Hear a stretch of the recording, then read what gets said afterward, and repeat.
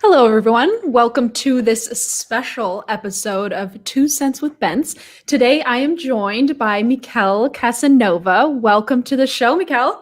Hey, how's it going? Thank you for having me. Yeah, thanks for being here so early in the morning. Normally, my shows are at 5 p.m. In the afternoon, evening. So I'm glad we could make this morning show work today. No worries, no worries. So I'm super excited to have you on the show. So hmm Two Cents with Bentz is a marketing and branding show. And one of the hmm reasons I wanted to have you on the show is that you've really created this brand around the Casanova podcast you have. So for the people who don't know, who haven't heard of you yet, can you just give us a brief intro or brief bio of what the podcast's about, who you are, and how, who's really on your show? Okay. Mekel Kasanova. I'm a Hawaii content creator and podcaster. And I basically, the Kasanova podcast, it's a show where, I have organic conversations with people that are in various industries from, celebrities, voice actors, the gaming industry, the tech industry. I even had Dana Bentz on previously. And Yep. it's one of the shows where out here in Hawaii, we have a lot of exposure to a lot of, we have movies made here all the time. And, we have the Qualcomm Tech Summit that happens every year in December out here on Maui. But as far as like people that are interested in all these other industries, like there's not really anything out here that showcases how you get into these industries or has anyone talking to someone that's interested or able to explain, how do you get into tech? How do you get into this? How do you get into that? Because Mhm. it's not something that I guess you could say appeals to the Hawaii market, even though there's Mhm. a large demographic here that's interested in it. But what I ended up doing was I started reaching out because of my own curiosity of how do these industries work.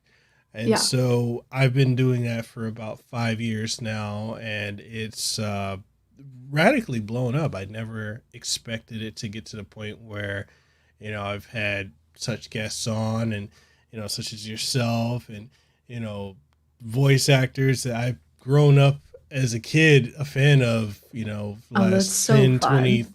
years or so. And, Yeah. Hollywood celebrities on, like, it's something I never thought would happen, but it's happening. And it's like, it's a Wow. weekly show. And it's at a point now where I'm like, do I get a break? No, I don't get a break. Yeah.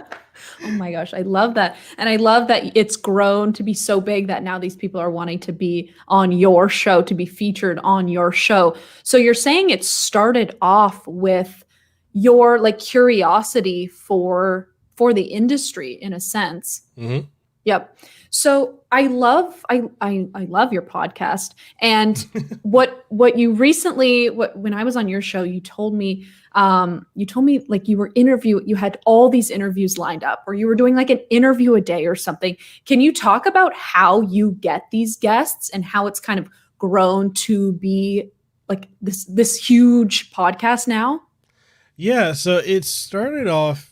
So one of the things that I normally and I still do this. I reach out to people, every single day. Say, hey, would you be interested in coming on the show? And before that was the primary way for me getting guests, and I was Okay. doing that for years. And it's still something I do. I still have my, my I guess you could say my sales pitch where, I reach out to the person, tell them why I'm interested in having them on, give them background on my show, and then, we can schedule different dates. Yep. Um, so that still I still do that, but it's at a point now where I actually have people, within a day or so. I'm interviewing 3 to 4 people a day, and I get up every Oh morning at man. about 3:30 a.m. So like right No now, kidding. I'm wide No awake. kidding. You've So already, like, had your whole morning, even though it's yeah, early for us. yeah. So Dang. so yeah, people will It's a they'll lot of reach out to interviews. me. Yeah. And it's what I do is I try to, like, as far as the audio version, I'll upload those before I get the video version, because I try to do one video version a week, but lately because I've had Okay. so many guests over the last couple of weeks, I'm like, okay, I gotta just, you know, upload the video, upload the audio. Even though I've found that video for me doesn't do as well as audio, it's still another platform for discovery. Interesting. Yep, interesting. And I'm really excited to talk to you about that specifically, about the audio only. Like this was a podcast originally, and then you added video to it, right? Yes. Yeah, so it started off as the audio only, and I think I've had a lot of people on my show specifically who just do the audio, or excuse me, just do the video part. Like they just live stream and they don't have an audio version, or they don't turn it into a podcast after. So I'm curious, for you, like when did you make the decision to add video to the podcast? So now you have, everyone can listen to you on all the podcast platforms, but they can also watch on Twitch, on YouTube, wherever you're putting the video stream. I want to say I probably added it about 3 years ago, maybe 3.5, 4 years ago. Okay. Because I felt like there was a larger demographic that I could reach with video. Interesting. You know, Yep. typically I found that with audio podcasts, people typically listen to it while they're doing something else. It's something that people have on in the background. Yeah. Whereas if I have a video version, it's something that people can actively engage in and they can look at. Yeah.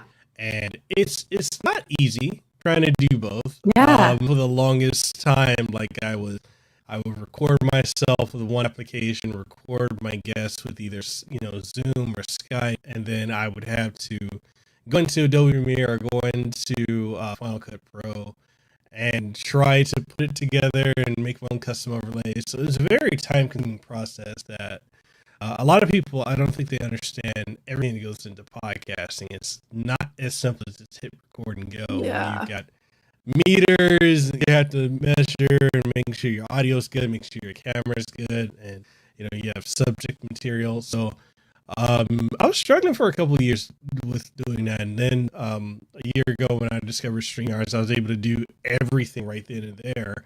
So I can record my show in video format, and then I also got the audio format, and all I have to do is post production, and that's it. So that's streamlined my process to where I'm working like a man every single day. Because it took out all the editing you had to do for how your workflow used to be. Yeah, you're just done, record. We're both recording on this platform, and then it's just kind of ready to go. Yeah, so smart. So I want to go back to something you just mentioned briefly, discoverability, and how you've kind of leveraged all these social media platforms to, I don't know, grow the discoverability of the podcast. Was that kind of your mindset? Was that your strategy for getting podcast discovered by a new audience? Kind of. It was one of those situations where I wanted to put my marketing background to use because I've never really had the opportunity. I graduated with a degree in marketing, I want to say 12, 13 years ago, and I've never had the opportunity to use it. Just because until the podcast. Yeah, until I just until I started doing podcasting and content creating, because other than that, I was just doing IT work and information security. But other than that, I've realized that social media has been a very discoverable, a method of discoverability. I see a lot of people that would use one over the other, and I'm like, why can't I just get my content on everything? Yeah. I watch a lot of, and I listen to a lot of Gary Vaynerchuk, and his work ethic. That's why I feel like I can't complain. Yeah, right. It's insane. He's like, you gotta make 3 pieces of content every single day. Yeah. You need to be on every platform. You need to do this. You need to do that. And I'm like, Gary, I'm only one person. He's like, I don't care. I know. No excuses. So it's one of those situations where I realize that I need to just push and put my content on everything. If I'm on Twitter, or if I'm on Instagram, or if I'm on TikTok, I realize that I need to make content that's within 1 minute parameter or so. I think Twitter is about the parameter is about 2 minutes and 5 seconds or so that you can put a video up on. Okay. If you're not verified, I think if you're verified, you get wider range. Okay. But you have that time frame where you can put up video content on Instagram. You can do a minute, or you can do longer. You can do reels of stories, and then with TikTok, you can do a minute. And so what I would do is take a minute section of my podcast, typically. Sometimes on Instagram, I'll do longer. And I would post that 1 minute clip on multiple platforms. So if I'm posting on Instagram, you got the ability to repost to Facebook, which I post to my Facebook page, my personal. I found that posting to my personal, people are like, oh, that's cute. Yeah. But you know, because it's not really the target demographic. Like that's your Facebook's kind of just like your family and friends, but your Twitter is like people who actually care about your content. Yeah. And that's the thing I've found too, is that with posting to Instagram, TikTok, and Twitter, and even putting stuff like clips up on Twitch, as highlights, or on YouTube, even you can do between 1 minute to 5 minute clips on YouTube. Yeah. What I found is that people are so drawn to visual. And so I was like, hey, so how do I, leverage this to my, my benefit? Yeah. So finding out how each platform is different. If you're on Twitter, don't use hashtags, because, if you put, it kind of depends. Sometimes you can use 1 or 2 hashtags for discoverability for certain things, but Twitter tends to like just, a video post by itself with some type of description in it. Instagram, which is constantly changing. I just realized this other day, is when you make a post to Instagram, before I would make a post and be like ... in the script, in the post itself. Yeah, to like get to the next line. Yeah. Yeah. And about 20 or so hashtags, maybe 30, which is the max. But you want to make it relevant to your post. But then I found that they changed it again. So now it's make your post descriptive. Don't put hashtags in your post. Put it in the comment section underneath, and just make it relevant to whatever you're posting. Interesting. And that's still searchable, those hashtags, even though they're in the comments and not your description. Yeah, because people can now, they can follow hashtags themselves. So right. You can find out whatever is the most popular hashtag geographically where you are. Yeah. And then, what I try to do is hashtag is popular geographically where you are. I use location tagging, and also at least 2 trending tags that could be relevant to what you're talking about. And then something, what you can fill the gap with whatever else. And so Instagram keeps going back and forth between in posts, outside of posts. Yeah. So it's you just got to figure out what works there. And then TikTok, very short description, because I guess the attention span there is a little bit shorter. Very.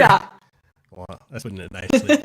But a super short description, 2 to 3 hashtags, whatever the trending one is, and 2 additional ones. Okay.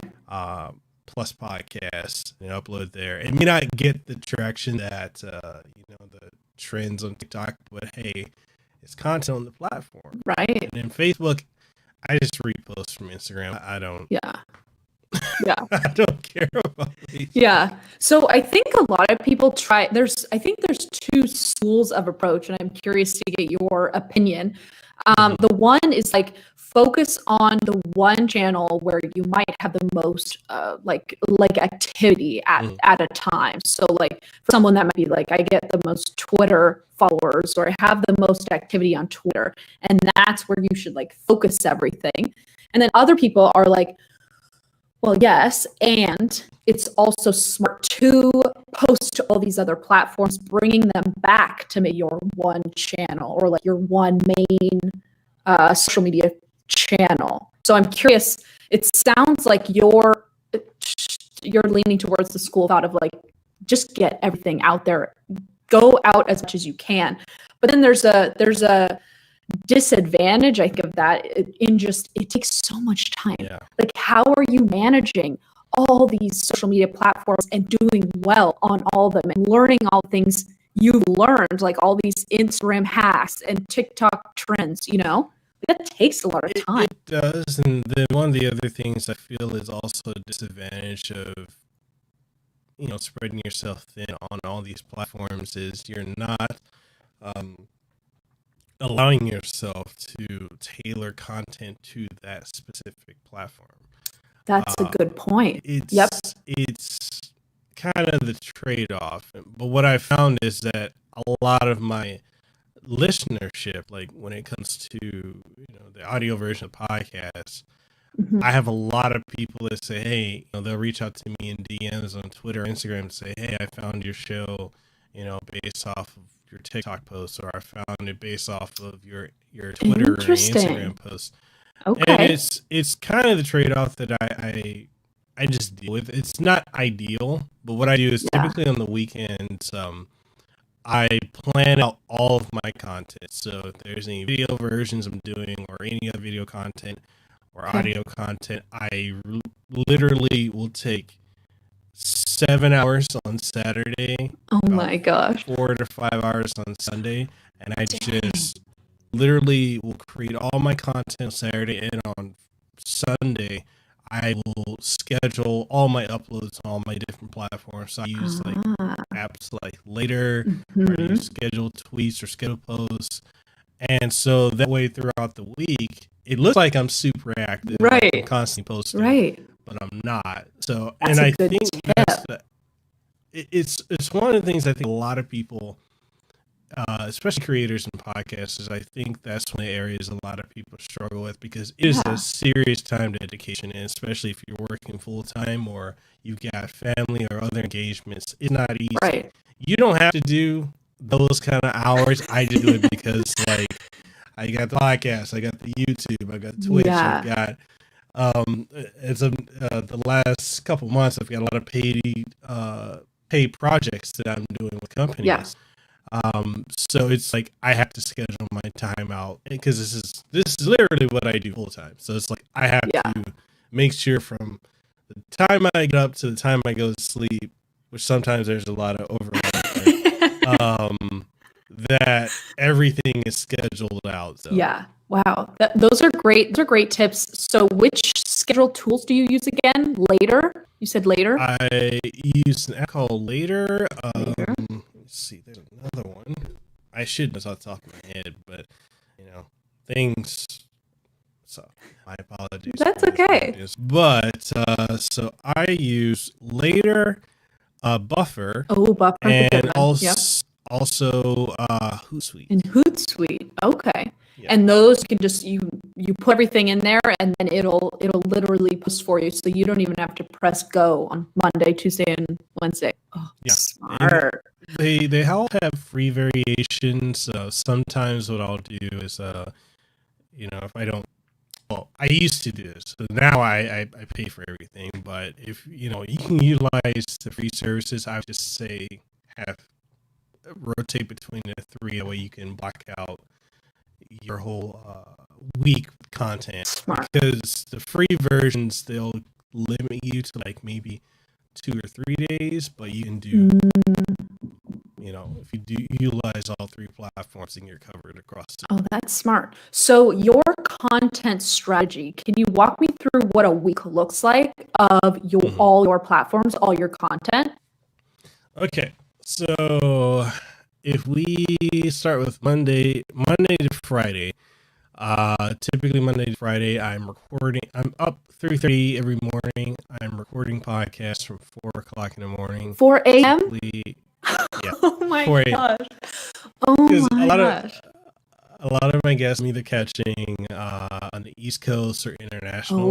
Sometimes I may have to get up at 12 a.m. or 11 Oh my gosh. at night, just because I'm catching somebody in France or Europe, then I'm catching them. It's I think it's a 12-hour difference. I think the last guest I had on, he's in Czech Republic, so huge difference. So I do that recording, so 3:30 on average till about I want to say about 3 p.m. or so about 12 hours of recording. Okay. Multiple guests. I'm floating in and out. I do have my breaks in between. And then from there, I'm also making content. So if I'm reviewing a product for a company, I'm recording stuff on my YouTube channel. Also doing stuff for case in point, this is Insider. This hasn't even released yet. This is a new webcam that's competing with Logitech with their 4K webcam. That was Logitech Brio. So I'm actually sponsored by AverMedia. Nice. And so this is the new camera that they have coming in. I'm going to be one of the first people to, I'm actually one of 5 in the world to actually have that. way. Is it a good camera? I don't know. I haven't opened it. Cool. But that's one of the projects I'm going to be doing later today. So I'm going to be doing an unboxing, a setup. Okay. So that usually is about 3 hours of me doing YouTube content. And then when I finish with that, I start streaming on Twitch for a couple hours because I have another audience that's there for that wants to see me play video games and just chat for like an hour before I even start. So it's like, oh, how's your day going? Oh, cool. So then, so where I'm at that point, I'm at 9 p.m. at night. So for the last 2 or so hours that I have, I know I don't really sleep.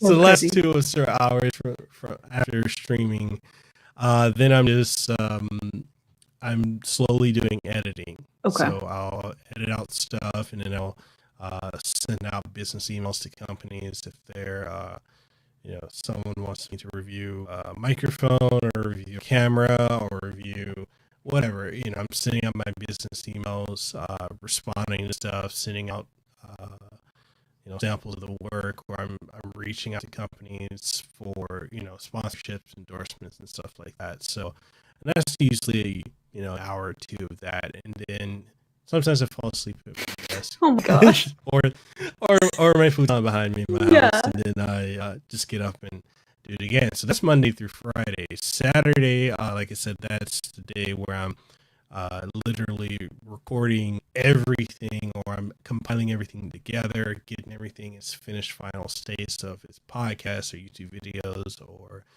compilations of Twitch streams, or if it's I also do tech journalism as well. So I have my own website, and I also write for other websites as well, like Game Informer and such. So I'm doing stuff with them, or my partnership with GameStop, which is through Game Informer. So I'll do stuff for them.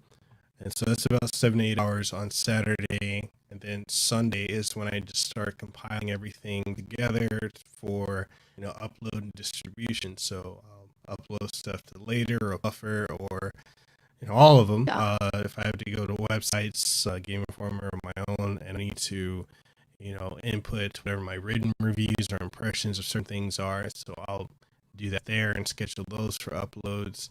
And that's about 4 or 5 hours on Sunday, and then I try to rest, but because I'm always working, it's hard to rest because I'm just so used to just working. Yeah. So from 3 a.m. to 10 p.m. Oh my gosh, what a schedule. So are you posting pretty much every day to all the platforms you mentioned? Yes. Yeah. Typically every single day, with the exception of the last 3 or so days I've taken off, just because I've actually restructured this entire bedroom in my house to be, I put new this, you can't see it now, but I've got a completely new setup, dual screen. Cool. Ultra wide monitor here. I've got a 4K screen here. I've got all my stuff here. So it's like a new audio interface, new microphone, new camera stand, and everything like that. So I'm testing out a new layout, seeing if it increases my productivity. So that took a couple of days to get this all situated and going. But typically every single day I'm posting at least 3 to 4 pieces of content. Wow. Every single pictures, pictures, video clips, podcasts. It really depends, but every day I'm making content. I'm always creating. Every day I'm making content. I love that quote. Yeah. I love that. So the last thing I want to touch on is you've talked a lot about repurposing the video cast or repurposing your podcast in other places, and specifically like taking out the highlights of your show or of your interview and putting those in different places. How do you pick what was the highlighted like moment for you? Like when I've tried to do that for my show, I'm like, well, I don't really know which part of this episode was really the best or like the most valuable for my viewers to be able to like repost that somewhere else. So how do you choose the best highlight from that show? For that, I'm in the same boat because a lot of times I'm like, I don't know what to pick. Yeah. So that's way more common than I like to let on. But the thing of what I like to do is I find maybe one or two aspects of the show in a conversation that I really enjoyed. Maybe it was the best part of like the conversation that, if I do an hour show or a 2-hour show or however long, the best part, that part that really resonated with me. Yeah. Or maybe 2 or 3, and I'll take that and I'll chop that minute section up. And what I'll do, like I had on a composer recently for my show, and he's done stuff. He works with the video game industry. He also did several trailers for Avengers Endgame. And so one of the things that with him, I took that minute block or 2-minute block, and then what I did was I incorporated stuff from his own YouTube channel, stuff from his own work, and I'll just add that in.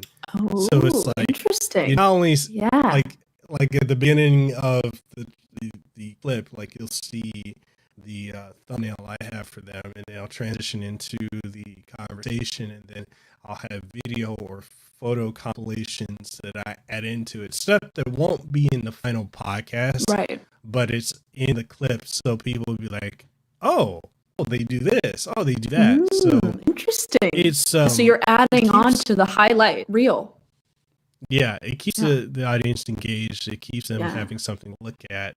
Just because I found that attention spans are, especially with social media, attention spans are really, really short. So you've got literally between the first 10 seconds to 30 seconds to capture somebody's attention. And if you don't get it, then they're just going to keep scrolling, because we're scrolling psychologically. We're trying to find something that just captures, that makes us stop. Yeah. And so when I add that in, I'm trying to capture your attention and say, hey, I've got a cool guest. If you click on the link in the bio, or if you click on the link in the tweet or wherever, even if it's a YouTube clip, then you can go to the full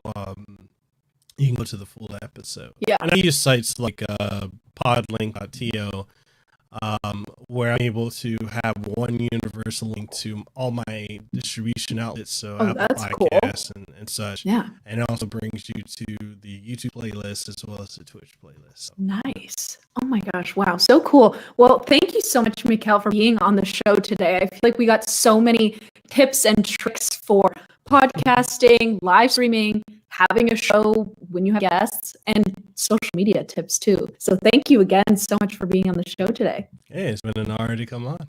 Yeah, thank you again. And for all the viewers out there who are watching when this premieres, thank you for tuning in, and we'll see you next week. Yeah.